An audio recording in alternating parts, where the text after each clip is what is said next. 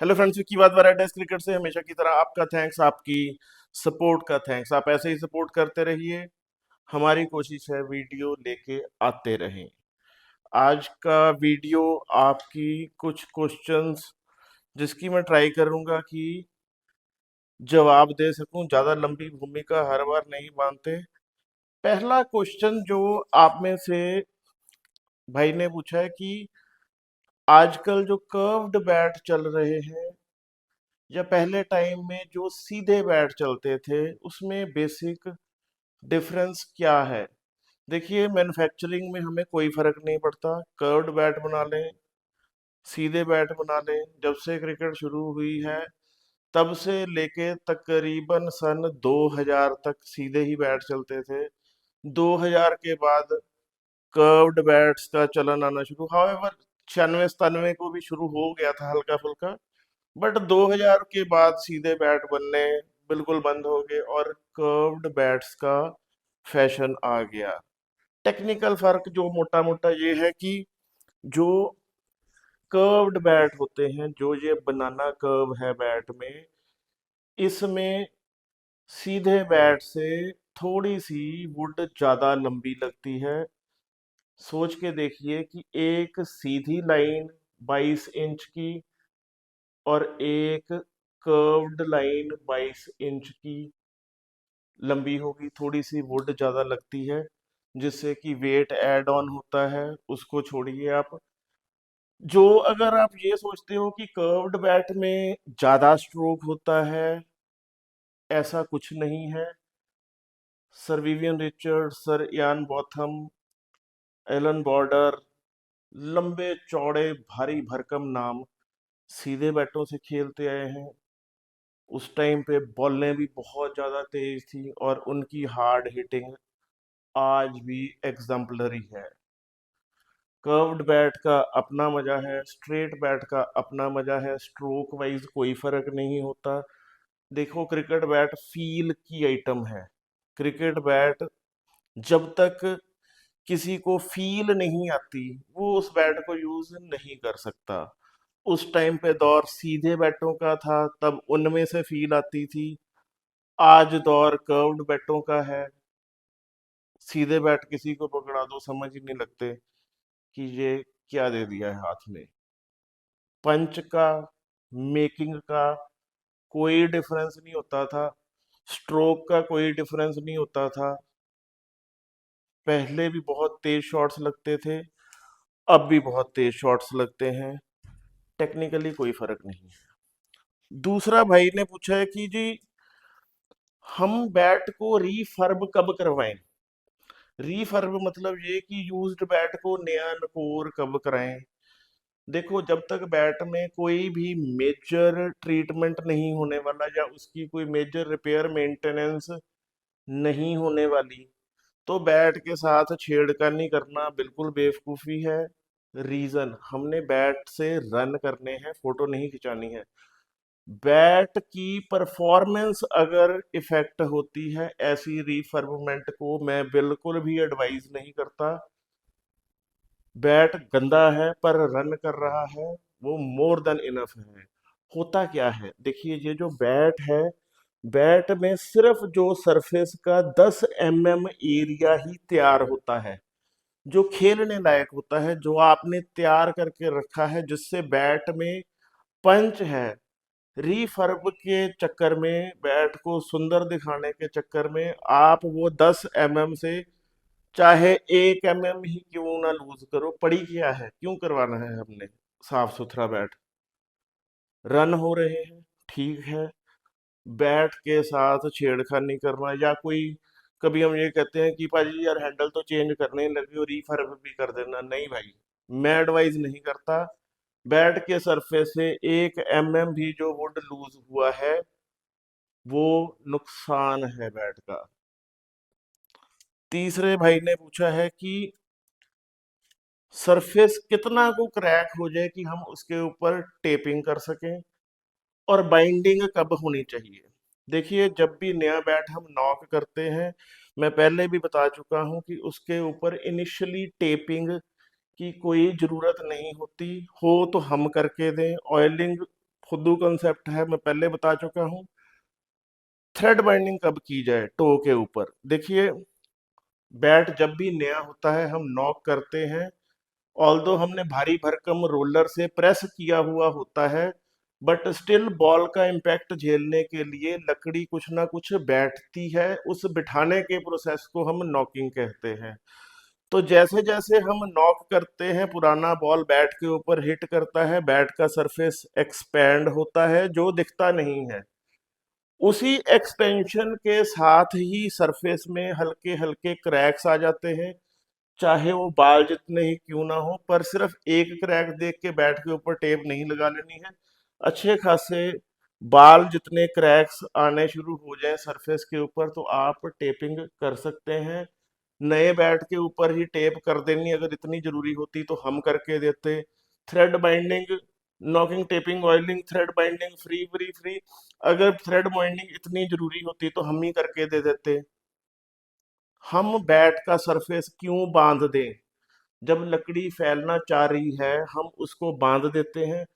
वो स्ट्रोक को डैमेज करती है, बैट को डैमेज करती है, नुकसान होता है। बाइंडिंग का right time mid way of bat की लाइफ जब आ जाती है, या उससे पहले कोई अर्ली डैमेज हो गया, कोई टो क्रैक ही हो गई, तो बाइंडिंग एडवाइज्ड है।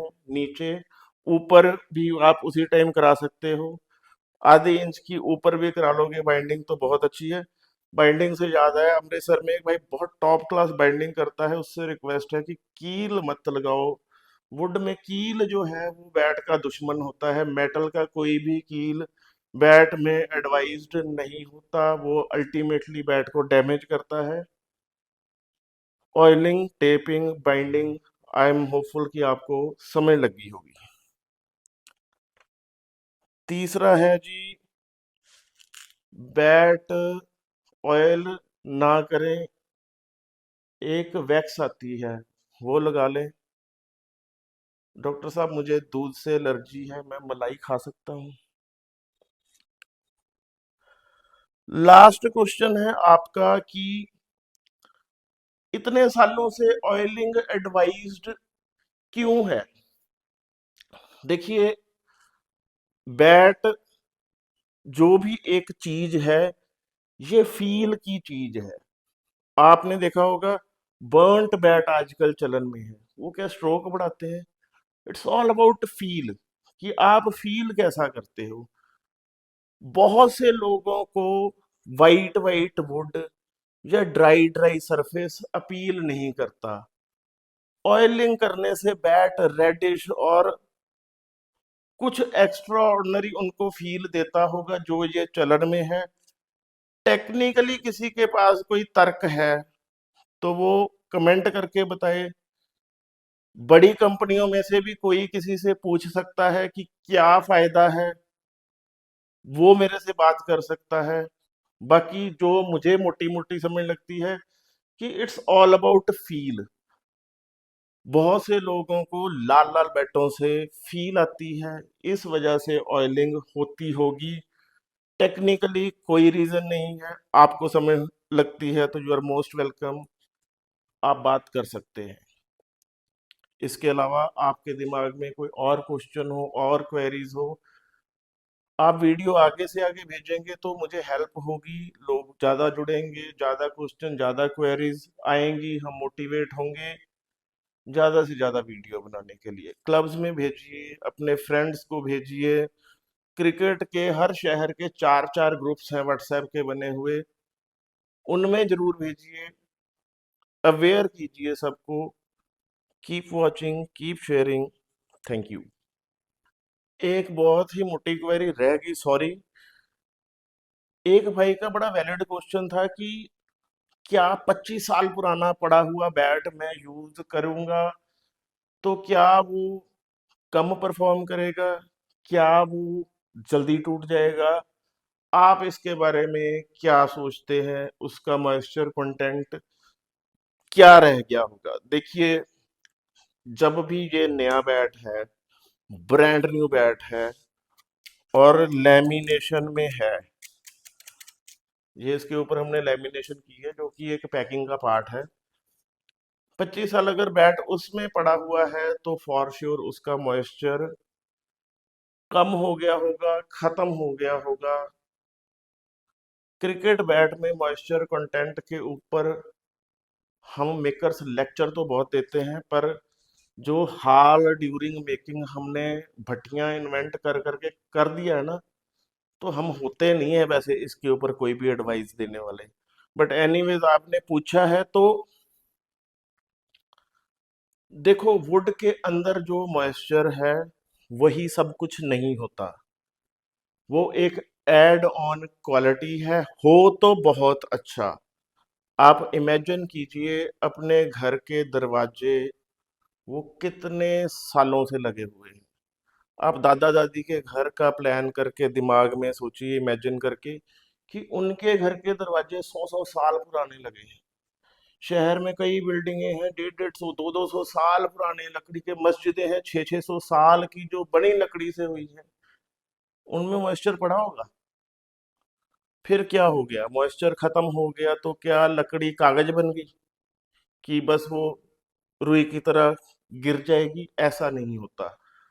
वुड के इटसेल्फ जो फाइबर्स हैं वो बहुत डेंस और वो बहुत जानदार होते हैं।